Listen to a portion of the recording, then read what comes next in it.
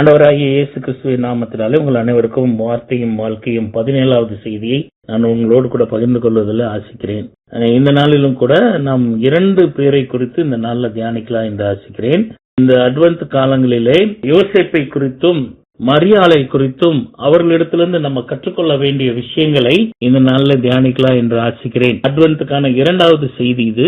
1ஆம் அதிகாரம் 18 25வது வசனம் வரைக்கும் வாசிக்க கேட்கலாம். இயேசு கிறிஸ்துவனுடைய ஜனனத்தின் விவரமாவது, அவருடைய தாயாராகிய மரியாள் யோசேப்புக்கு நியமிக்கப்பட்டிருக்கையில் அவர்கள் கூடி வரும் முன்னே அவள் பரிசுத்த ஆவியால் கர்ப்பவதி ஆனாள் என்று காணப்பட்டது. அவள் புருஷனாகிய யோசேப்பு நீதிமானாயிருந்து அவளை அவமானப்படுத்த மனதில்லாமல் ரகசியமாய் அவளை தள்ளிவிட யோசனையாயிருந்தான். அவன் இப்படி சிந்தித்துக் கொண்டிருக்கையில் கர்த்தருடைய தூதன் சொப்பனத்தில் அவனுக்கு காணப்பட்டு, தாவீதின் குமாரனாகிய யோசேப்பே, உன் மனைவியாகிய மரியாளை சேர்த்துக்கொள்ள ஐயப்படாதே. அவளிடத்தில் உற்பத்தியாயிருக்கிறது பரிசுத்த ஆவியினால் உண்டானது. அவள் ஒரு குமாரனை பெறுவாள். அவருக்கு இயேசு என்று பெயரிடுவாயாக.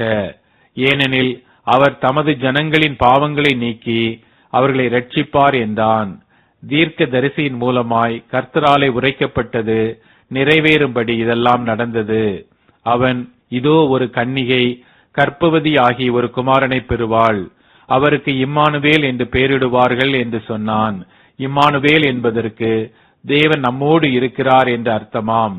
யோசேப்பு நித்திரை தெளிந்து எழுந்து கர்த்தருடைய தூதன் தனக்கு கட்டளையிட்டபடியே தன் மனைவியை சேர்த்துக் கொண்டு அவள் தன் முதற் பேரான குமாரனை பெருமளவும் அவளை அறியாதிருந்து அவருக்கு இயேசு என்று பெயரிட்டான்.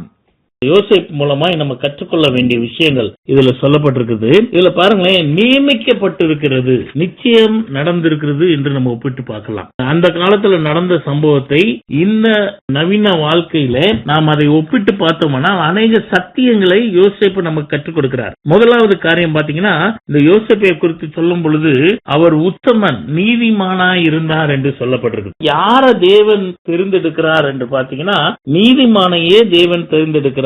அப்ப எவ்வளவு தூரத்துக்கு நம்ம வாழ்க்கையில நீதி நியாயத்தோடு நடக்கிறோம் என்பதை நம்ம ஆராய்ந்து பார்க்க வேண்டும். நீதிமானா இருந்தார். அது மாத்திரமல்ல, இவருக்கு நியமிக்கப்பட்ட மரியாள் கர்ப்பவதியா இருக்கிறாள் என்று கேள்விப்பட்ட நேரத்துல இவருடைய மனநிலை எப்படி இருந்துச்சுன்னு பாருங்களேன். அவளை அவமானப்படுத்த மனதில்லாமல் ரகசியமாய் தள்ளிவிடலாம் என்ற எண்ணத்துல சிந்தித்துக் கொண்டிருந்தார். அவமானப்படுத்தக்கூடாது மனைவிய அப்படின்ற ஒரு மனநிலை. அதான் நம்ம கற்றுக்கொள்கிற காரியம். நம்ம மனைவிய அவமானப்படுத்தக்கூடாது பிறர் முன்பாக. இவருடைய மனநிலை எப்படி இருக்குது?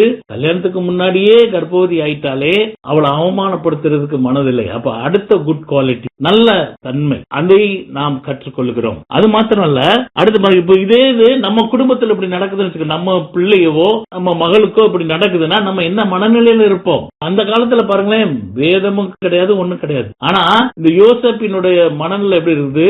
ரகசியமா தள்ளிவிடலாம் நினைக்கிற நேரத்துல ஒரு சொப்பனத்துல தேவதூதன் வந்து பேசுகிறார். அதையும் அவர் ஏற்றுக்கொள்ளக்கூடிய மனப்பக்குவத்தை பாருங்களேன். தாவீதின் குமாரனாகிய யோசேப்பே, மனைவியாகிய மரியாளை சேர்த்துக்கொள்ள ஐயப்படாதே என்று சொல்லப்பட்டிருக்கு. இது பரிசுத்தாவியினால உண்டாக்கப்பட்ட வித்து, அதனால ஐயப்படாத. சொப்பனத்துல சொல்ற வார்த்தைக்கு இந்த யோசேப்பு கீழ்ப்படுகிறார். இன்னைக்கு நம்ம எப்படி இருக்கிறோம்? நம்ம கையில வேத புஸ்தகம் இருக்குது. டெய்லி நம்மளோடு கூட தேவன் பேசுவதற்கு ஆயத்தமா இருக்கிறார். வேத வார்த்தை மூலமா நமக்கு ஆலோசனை கொடுத்து கொண்டே இருக்கிறார். ஆனா நம்ம அதுக்கு கீழ்ப்படுகிறோமா? ஐயப்படாதே என்று சொல்லி அந்த குழந்தையை குறித்து எதிர்காலத்துல அது என்ன செய்ய போகுது, அதுக்கு என்ன பேரிடப்படும் என்றெல்லாம் சொப்பனத்துல அவருக்கு தூதன் பேசுகிறார். எப்படி பேசுகிறார் பாருங்களேன். குமாரனை பெறுவாய், அவருக்கு இயேசு என்று பெயரிடுவாயாக. ஏனெனில் அவர் தமது ஜனங்களின் பாவத்தை நீக்கி அவர்களை ரட்சிப்பார். இயேசு கிறிஸ்து வந்த, நம்ம போன செய்தியில பார்த்தோம், வந்ததின் நோக்கமே பாவிகளை ரட்சிக்கிறதுக்கு. இவர் பிறந்ததின் நோக்கமே எதுக்கு? பாவத்தில் இருக்கிற ஜனங்களை ரட்சிப்பதற்காக என்பதை யோசேப்புக்கு அறிவிக்கப்படுகிறது. தீர்க்கதரிசன் மூலமாய் கர்த்தராலே உரைக்கப்பட்டது. இந்த மனிதன் உத்தமனா இருந்தான், அதனால கர்த்தர் பேசுகிறார். நீதிமானா இருந்ததுனால தேவதூதர்கள் மூலமாய் தேவன் பேசுகிறார். பேசி குமாரனை பெறுவாய், அவருக்கு இம்மானுவேல் என்று பெயரிடுவாயாக. இம்மானுவேல்னா கர்த்தர் நம்மளோடு இருக்கிறார் என்று அர்த்தங்க. அவருக்கு விருப்பம் என்ன? நம்ம எல்லாரோடையும் வாசம் பண்ணணும். தேவன் விரும்பிதான் இந்த பூலோகத்துக்கு வந்தார். அதை ஏற்றுக்கொள்வதற்கு நம்ம ஆயத்தமா இருக்கிறோமா? 24வது வசனத்துல யோசேப்பு நித்திரை தெளிந்து எழுந்து கர்த்தருடைய தூதன் தனக்கு கட்டளையிட்டபடியே தன் மனைவியை சேர்த்துக் கொண்டார். கிறிஸ்துவுக்குள் பிரியமானவர்களே, தேவதூதனின் சத்தத்தை கேட்டு யோசேப்பு கீழ்ப்படிந்தவராயிருக்கிறார். நம்ம எப்படி இருக்கிறோம்? இன்னைக்கு தேவனுடைய சத்தத்தை கேட்டு கீழ்ப்படுகிறவர்களா இருக்கிறோமா? ஆராய்ந்து பார்ப்போம். 2வது காரியம், மரியாள் மூலமாய் நம்ம என்ன கற்றுக்கொள்ளலாம்? வாசிக்க கேட்கலாம். லூக்கா 1ஆம் அதிகாரம் 27 38வது வசனம் வரைக்கும் வாசிக்கவும் நம்ம கேட்கலாம். 6ஆம் மாதத்திலே காபிரியேல் என்னும் தூதன் கலிலேயாவில் உள்ள நாசரேத் என்னும் ஊரில் தாவீதின் வம்சத்தானாகிய யோசேப்பு என்கிற நாமமுள்ள புருஷனுக்கு நியமிக்கப்பட்டிருந்த ஒரு கன்னிகை இடத்திற்கு தேவனாலே அனுப்பப்பட்டான். அந்த கன்னிகையின் பெயர் மரியாள். அவள் இருந்த வீட்டில் தேவதூதன் பிரவேசித்து, கிருபை பெற்றவளே வாழ்க, கர்த்தர் உன்னுடனே இருக்கிறார், ஸ்திரீகளுக்குள்ளே நீ ஆசீர்வதிக்கப்பட்டவள் என்றான். அவளோ அவனை கண்டு அவன் வார்த்தையினால் கலங்கி இந்த வாழ்த்துதல் எப்படிப்பட்டதோ என்று சிந்தித்துக் கொண்டிருந்தாள். தேவதூதன் அவளை நோக்கி, மரியாளே, பயப்படாதே, நீ தேவனிடத்தில் கிருபை பெற்றாய். இதோ நீ கர்ப்பவதியாகி ஒரு குமாரனை பெறுவாய், அவருக்கு இயேசு என்று பெயரிடுவாயாக. அவர் பெரியவராயிருப்பார், உன்னதமானவருடைய குமாரன் எனப்படுவார். கர்த்தராகிய தேவன் அவருடைய பிதாவாகிய தாவீதின் சிங்காசனத்தை அவருக்கு கொடுப்பார். அவர் யாக்கோபின் குடும்பத்தாரை என்றென்றைக்கும் அரசாளுவார், அவருடைய ராஜ்யத்திற்கு முடிவிராது என்றான். அதற்கு மரியாள் தேவதூதனை நோக்கி, இது எப்படியாகும்? புருஷனை அறியேனே என்றாள். தேவதூதன் அவளுக்கு பிரதியுத்தரமாக, பரிசுத்த ஆவி உன்மேல் வரும், உன்னதமானவருடைய பலம் உன்மேல் நிழலிடும். ஆதலால் உன்னிடத்தில் பிறக்கும் பரிசுத்தமுள்ளது தேவனுடைய குமாரன் எனப்படும். இதோ உனக்கு இனத்தாலாய் இருக்கிற எலிசபெத்தும் தன் முதிர் வயதிலே ஒரு புத்திரரை கற்பம் தரித்திருக்கிறாள். மலடி எனப்பட்ட அவளுக்கு இது 6ஆம் மாதம், தேவனாலே கூடாத காரியம் ஒன்றுமில்லை என்றான். அதற்கு மரியாள், இதோ நான் ஆண்டவருக்கு அடிமை, உம்முடைய வார்த்தையின்படி எனக்கு ஆகக் கடவது என்றால். அப்பொழுது தேவதூதன் அவளிடத்திலிருந்து போய்விட்டான். இதுல மரியாள் மூலமாய் நம்ம கற்றுக்கொள்கிற விஷயங்கள் அநேகம் இருக்கிறது.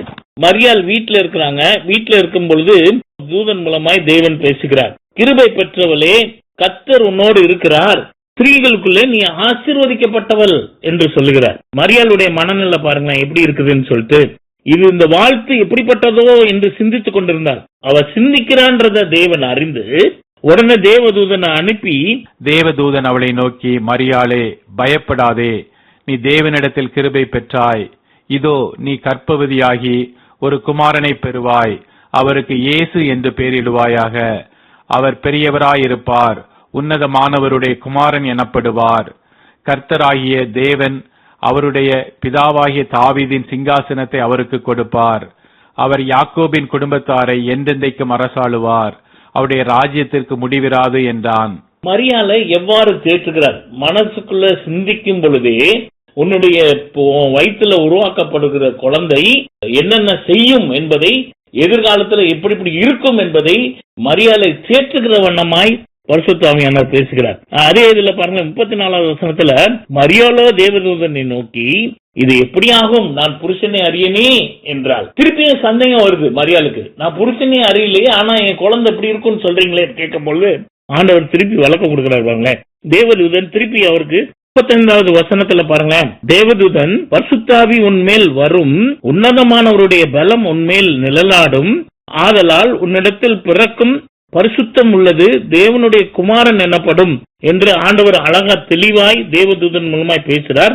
ஆனாலும் திருப்பியும் மரியாளுக்கு ஒரு சந்தேகம் இருந்தபடினாலே 36வது வசனத்துல அழகா சொல்றாரு பாருங்களேன், இதோ உனக்கு இனத்தாலாய் இருக்கிற எலிசபெத்தும் தன் முதிர் வயதிலே ஒரு புத்திரரை கற்பம் தரித்திருக்கிறாள்.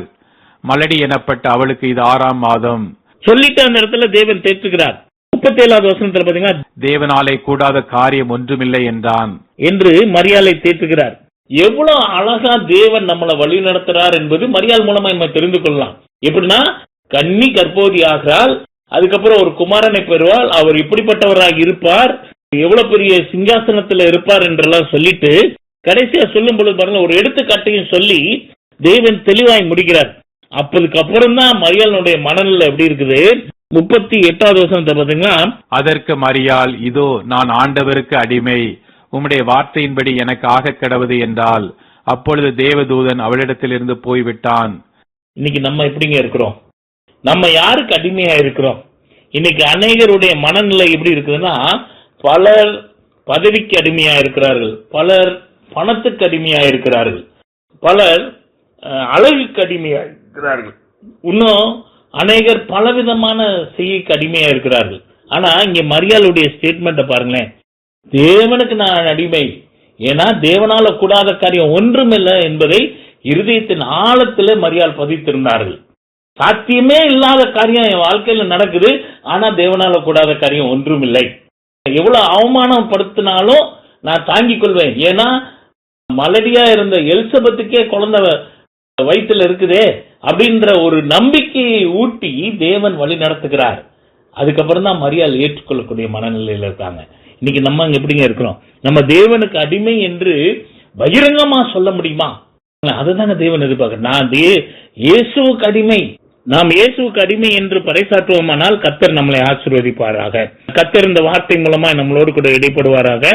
ஜெபிக்கலாம். ஆண்டவரே, இந்த வார்த்தை மூலமாய் யோசேப் மூலமாகவும் மேரி மூலமா எங்களோடு கூட பகிர்ந்து கொண்டீர். எங்க வாழ்க்கையில அவர்களிடத்திலிருந்து கற்றுக்கொண்ட காரியத்தை நாங்க நிறைவேற்றுவதற்கு எங்களுக்கு உதவி செய்யுங்கப்பா. நீங்க எங்களை வழி நடத்துங்க. உமது வார்த்தையினால எங்களை வழி நடத்தணும்னு நாங்க எதிர்பார்க்கிறோம். அதை நீங்க செய்வீங்கன்னு விசுவாசிக்கிறோம். இயேசுவின் நாமத்தினால வேண்டுதல் செய்கிறோம் நல்ல பிதாவே, ஆமேன். Augustus Agape counselling ministry, Madurai. ஜெப தேவைகளுக்கு அல்லது ஆலோசனைக்கு இந்த நம்பருக்கு நீங்க கான்டாக்ட் பண்ணலாம்.